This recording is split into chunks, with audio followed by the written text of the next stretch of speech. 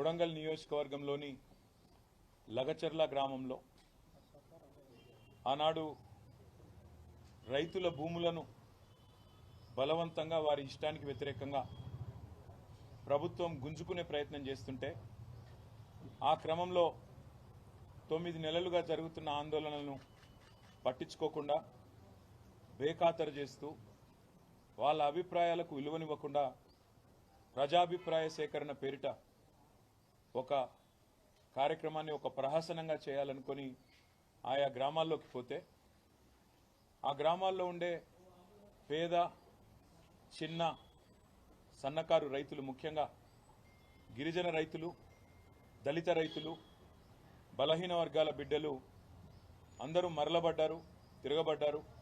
ప్రభుత్వానికి ప్రజాస్వామికంగా తమ నిరసనను చాలా గట్టిగా, చాలా స్పష్టంగా చెప్పారు. ఈ సంఘటన జరిగి ఈ రోజుకి సరిగ్గా నెల రోజులు దాటింది.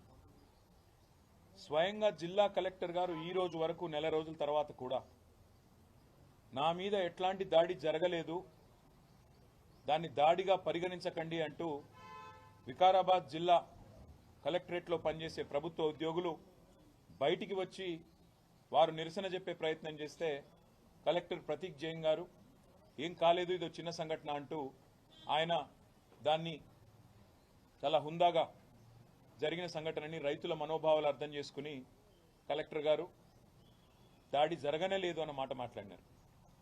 కానీ ప్రభుత్వం మాత్రం, రేవంత్ రెడ్డి గారు మాత్రం ఇదేదో ఆయన పర్సనల్ ప్రెస్టేజ్కి సంబంధించిన అంశం అన్నట్టు, ఆయన కిరీటం ఏదో కింద పడిపోయినట్టు, ఆయన ఏదో రారాజు, నేను చక్రవర్తిని, శాశ్వతంగా తెలంగాణకు నేనే ఒక ఈ సామ్రాజ్యానికి అధిపతిని అన్నట్టుగా చాలా ప్రెస్టేజ్గా ఫీల్ అయిపోయి అదే రోజు దాదాపు 16-17 మంది రైతుల్ని తెల్లారి మా నాయకుడు కొడంగల్ మాజీ శాసనసభ్యుడు, మాజీ శాసన మండలి సభ్యుడు, సౌమ్యుడు సోదరుడు పట్నం నరేందర్ రెడ్డి గారిని ఉదయం పూట వాకింగ్కి పోతుంటే కేబీఆర్ పార్క్ దగ్గర మఫ్టీలో వచ్చిన పోలీసులు అరెస్ట్ చేయడం జరిగింది.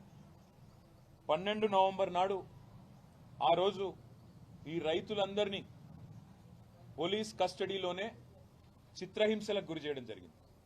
3rd డిగ్రీ టార్చర్ కూడా చేయడం జరిగింది.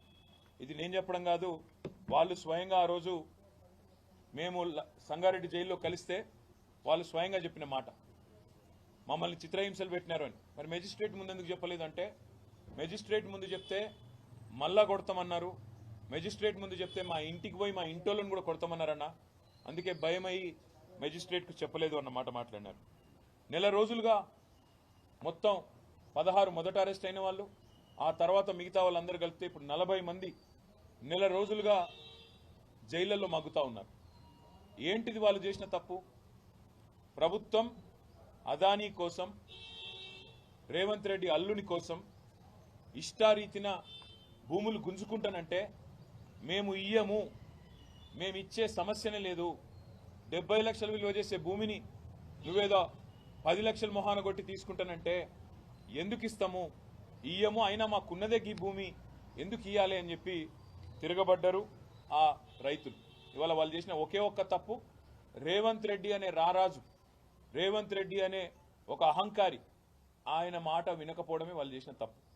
ఇంకా ఘోరం ఏంటంటే, నిన్న మధ్యాహ్నం 12 తర్వాత ఒక గిరిజన బిడ్డ హీరియా నాయక్, ఆయనకు గుండెలో నొప్పి వచ్చింది సంగారెడ్డి జైల్లో. గుండెలో నొప్పి వస్తే ఆయన వెంటనే జైలు అధికారులకు చెప్పినాడు, సార్ నాకు గుండెలో నొప్పి వస్తున్నదని. 1:30కి ఆసుపత్రి డాక్టర్లను పిలిచినారు, సంగారెడ్డి ఆసుపత్రికి తీసుకుపోయినారు.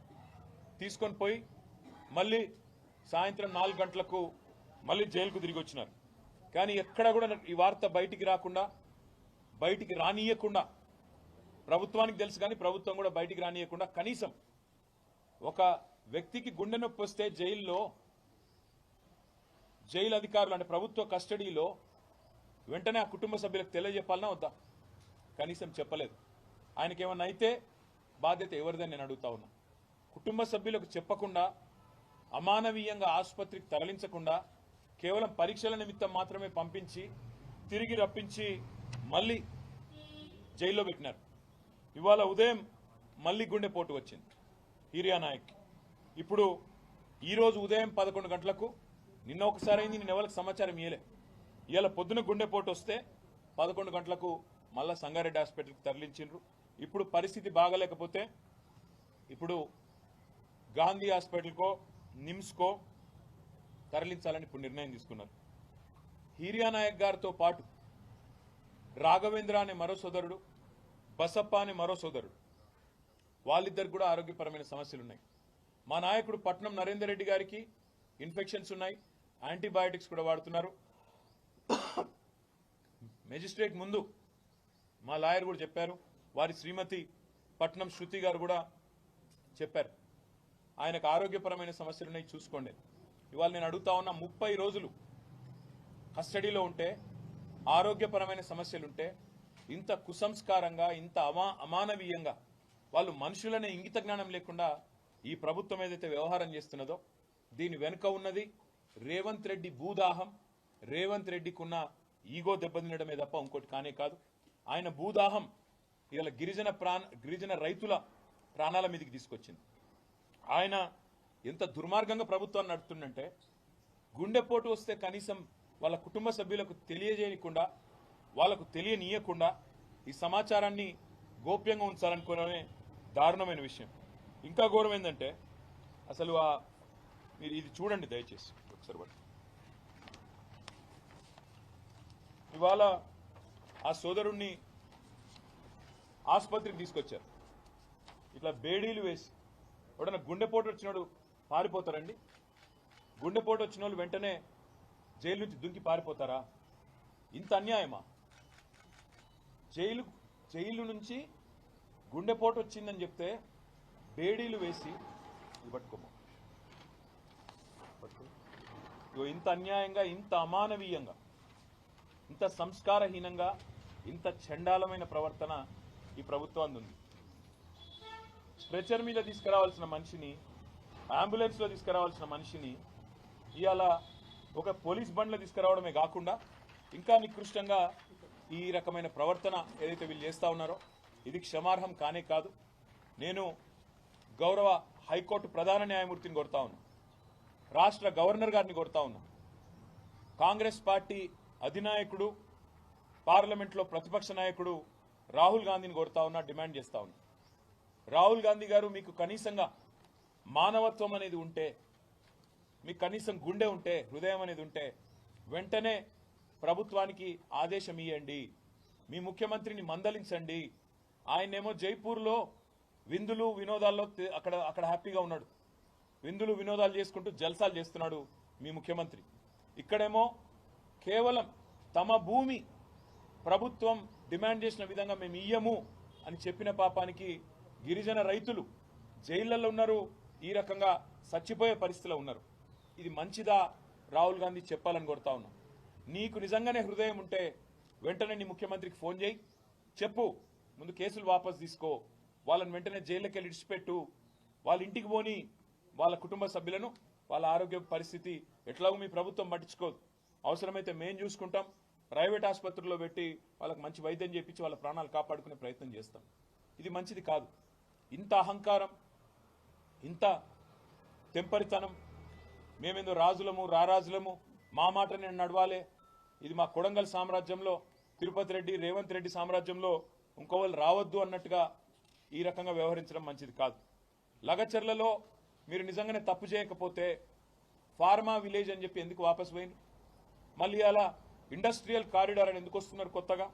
అదేవిధంగా నేను ఇంకొకటి మా మీడియా మిత్రులను కూడా అడుగుతా ఉన్నా, రాజ్యాంగంలోని ఆర్టికల్ 14, 19, 21 ఈ 3 ఆర్టికల్స్ ప్రకారం, రాజ్యాంగం ప్రకారం, భారత రాజ్యాంగం ప్రకారం ఒక అస్వస్థతగా ఇబ్బందుల్లో ఉన్న వ్యక్తికి బేడీలు వేయడం అంటే వారి హక్కులను హరించడమే. బిఎన్ఎస్ఎస్ అనే కొత్త చట్టం వచ్చింది.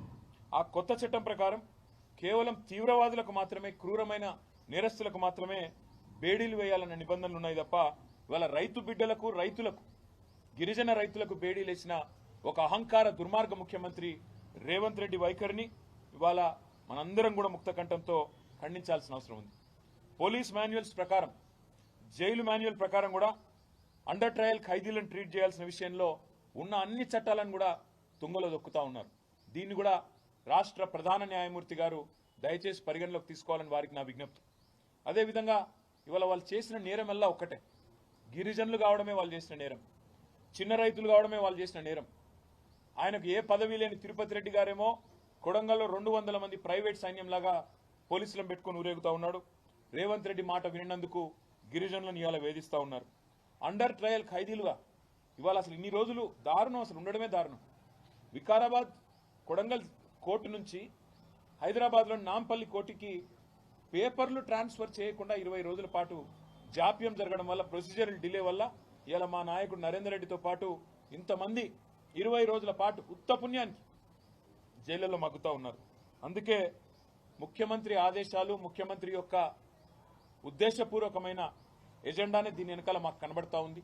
కేవలం నా మాట వినలేదు అని చెప్పి వాళ్ళని హింసించండి అన్నట్టుగా గుండెపోటు వచ్చినా కుటుంబ సభ్యులకు తెలియజెప్పకుండా మరి దుర్మార్గంగా ఇంకొక 2 పేర్లు కావలి రవీందర్, గుండెమేని బసప్ప, వాళ్ళిద్దరు కూడా ఆరోగ్యం బాగాలేదు, వాళ్ళను కూడా వెంటనే విడుదల చేయాలి. అదే వారితో పాటు మిగతా వాళ్ళందరినీ కూడా వెంటనే విడుదల చేయాలని చెప్పి కూడా మేము డిమాండ్ చేస్తూ ఉన్నాం. అదే మాదిరిగా మిగతా రైతుల మీద కూడా నెల రోజులు జరిగిన తర్వాత కూడా ఇంత దుర్మార్గంగా, ఇంత అరాచకంగా ప్రభుత్వం ఏదైతే వ్యవహారం చేస్తూ ఉన్నదో ఈ విషయంలో ఇకనైనా రేవంత్ రెడ్డి భేషజానికి పోకుండా, అనవసరపు అహానికి పోకుండా ముందుకొచ్చి స్పందించి ఆ కేసులు విత్డ్రా చేసుకొని వారిని తక్షణమే విడుదల చేసి వారి కుటుంబ సభ్యులకు అప్పచెప్తే వారి ఆరోగ్యాన్ని, వారి ప్రాణాలను కాపాడిన వాడైతాడు. లేకపోతే మాత్రం చరిత్రహీనుడిగా మిగిలిపోతాడని చెప్పి తెలియజేస్తూ మీడియా మిత్రులకు కూడా చివరిగా ఒకటే విజ్ఞప్తి, దయచేసి హీర్యానాయక్ విషయాన్ని, బసప్ప విషయాన్ని, అదేవిధంగా రాఘవేంద్ర విషయాన్ని,